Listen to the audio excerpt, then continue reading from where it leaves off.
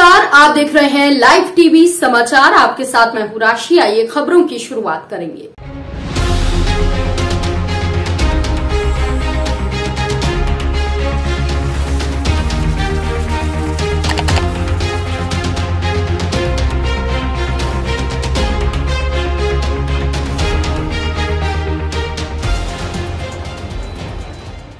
प्रसिद्ध कथावाचक स्वामी श्री नारायण चैतन्य ब्रह्मचारी महाराज ने कहा कि भागवत भगवान का हृदय है और भागवत कथा का श्रवण कल्प वृक्ष के समान फलदायी है।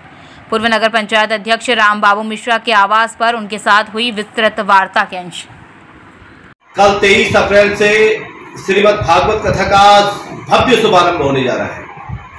स्वामी नारायण चैतन्य महाराज जी की सुधामयी वाणी की धार से जो भागवत कथाओं के मर्मज्ञ हैं और भागवत कथाओं के माध्यम से आपने देश को दुनिया में श्री कृष्ण की भक्ति का विशेष प्रचार प्रसार किया है और इस समय राष्ट्रीय न्यूज चैनल लाइव टीवी के साथ जुड़े हुए हैं। महाराज जी, आपका राष्ट्रीय न्यूज चैनल लाइव टीवी में सबसे पहले बहुत बहुत स्वागत है और आपसे ये जानना चाहेंगे कि भागवत के प्रारंभिक चरण में आप स्थानीय जनमानस को क्या संदेश देना चाहेंगे? श्रीमद् भागवत जनमानस के लिए इस कलकाल में उपयोगी है। बहुत सुंदर। हमारे जीवन में जो घटनाएं घट रही हैं उसका लाभ हमें भागवत के माध्यम से ही मिल रहा है। अति सुंदर। देखने में आता है कि आज व्यक्ति चिंताओं से ग्रस्त है। जिन चिंताओं से निजात पाने के लिए व्यक्ति को अध्यात्म की शरण में जाना चाहिए। श्रीमद् भागवत को सांगोपांग विधि के द्वारा सुना जाए तो हमारे जीवन की व्यथा कथा सुन के दूर हो जाती है। तो जनमानस को लाभ लेना है तो अधिक से अधिक समय पर कथा में सभी लोग पधारें, उसका लाभ जनता को मिलेगा। बहुत सुंदर बात गुरु जी आपने कही। लेकिन भागवत कहते हैं कि भागवत मरना सिखाती है, तो इसमें ऐसा क्या है कि जिससे आदमी निर्भयता की ओर प्राप्त होता है?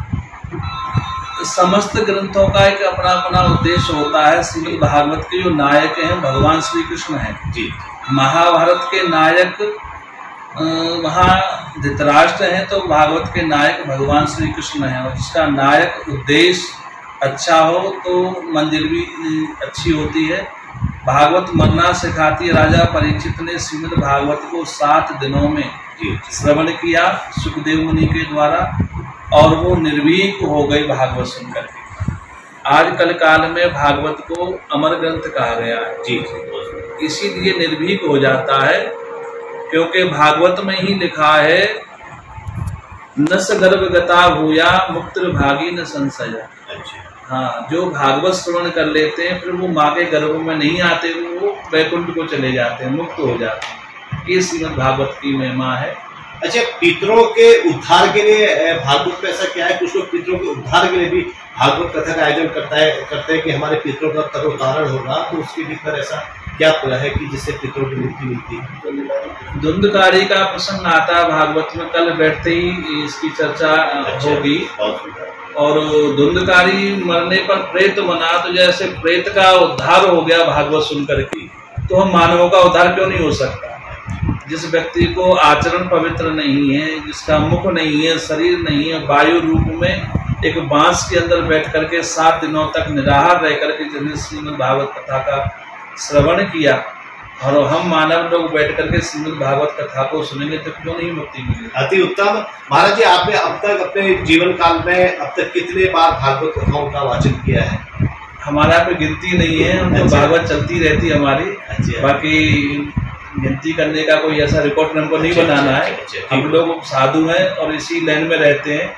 लगभग 30 वर्ष हो गए हम अध्यात्म क्षेत्र से जुड़े हुए, चल रही है बराबर कथा। अच्छा, भागवत के अलावा और आप पुराणों में किन पुराणों की कथाओं का वाचन करते हैं?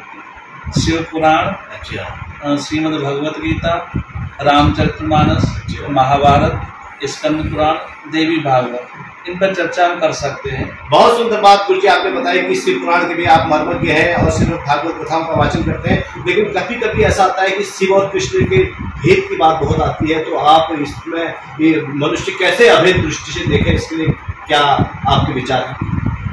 हर और हरि में कोई भेद नहीं जी। अच्छा, हाँ, हर और हरि, हर कहते हैं भगवान शिव को और हरि भगवान विष्णु को। कोई भेद नहीं है, दोनों एक ही है। ये सोचना भी महापाप है कि शिव अलग हैं और कृष्ण अलग हैं, दोनों एक ही हैं। विशेष चर्चा जब आप कथा में बैठोगे तो हम कथा के माध्यम से विस्तार से इसको बता पाएंगे।